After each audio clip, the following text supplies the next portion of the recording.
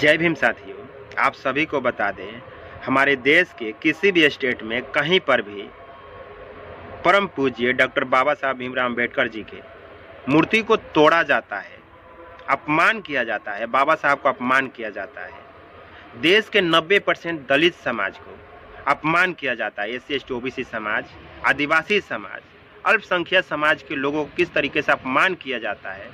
दलित समाज के लोगों पे पेशाब कर दिया जाता है। हमारे समाज के लोगों को किस तरीके से हत्या कर दी जाती है।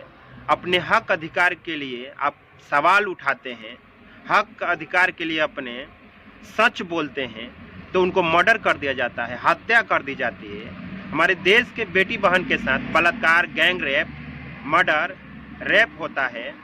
ये सब क्यों होता है? आप सबको इसका रीज़न मालूम होना चाहिए। दरअसल ये सब हमारे जो दलित समाज के जो नेता हैं, जो बहुजन नेता हैं, इनमें सबसे ज़्यादा एटीट्यूड है, गुस्सा है एक दूसरे के प्रति। एकजुट ये होना नहीं चाहते हैं, एकजुट एक मंच पर आकर ये चुनाव लड़ना नहीं चाहते हैं। जितने दलित समाज के नेता हैं, बहुजन समाज के नेता हैं, ये लोग अगर एकजुट होकर अगर चुनाव लड़ते हैं तो कोई भी भारत के किसी भी समाज से व्यक्ति हो, बाबा साहब को प्रतिमा पे उंगली उठा नहीं सकता है, बाबा साहब को अपमान नहीं कर सकता है, हमारे समाज को लोगों का अपमान नहीं कर सकता है। हमारे बेटी बहन के सामने कोई आदमी आंख उठा करके भी नहीं देख सकता है। हमारे समाज के लोगों को हत्या, मर्डर नहीं होता।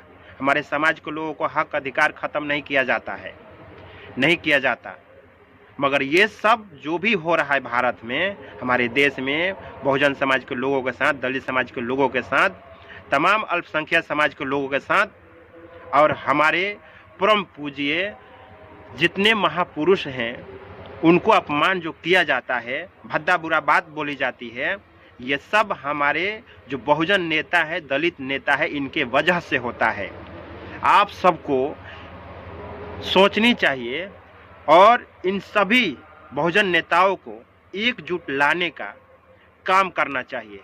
जब तक हमारे नेता, बहुजन नेता, दलित नेता एकजुट होकर के चुनाव नहीं लड़ेंगे, तब तक हमारे समाज के लोगों को इसी तरह से अपमान किया जाएगा। बाबा साहब को प्रतिमा को तोड़ी जाएगी, और कभी हमारे संत गुरु रविदास के मंदिर तोड़ी जाएगी, तो कभी हमारे समाज के लोगों को पीटा जाएगा, मारा जाएगा। हमारा बेटी बहन के साथ इसी तरह से बलात्कार, रेप, गैंग रेप होगा, मगर आपको इंसाफ नहीं मिलेगा। आपको इसी तरह से हक अधिकार खत्म किया जाएगा, आपको सिस्टम में भागीदारी नहीं मिलेगी, और इसी तरह से आप अपने हक अधिकार के लिए आवाज़ उठाएंगे तो मारा जाएंगे, पीटा जाएंगे। और नौकरी मांगते हैं तो आप बिहार की स्थिति देख सकते हैं। तो आप लोगों को यह वीडियो कैसा लगा, वीडियो को शेयर कर दीजिएगा। मेरे चैनल पर नया है तो चैनल को सब्सक्राइब, लाइक कर दीजिएगा। जय भीम, जय भारत, जय संविधान।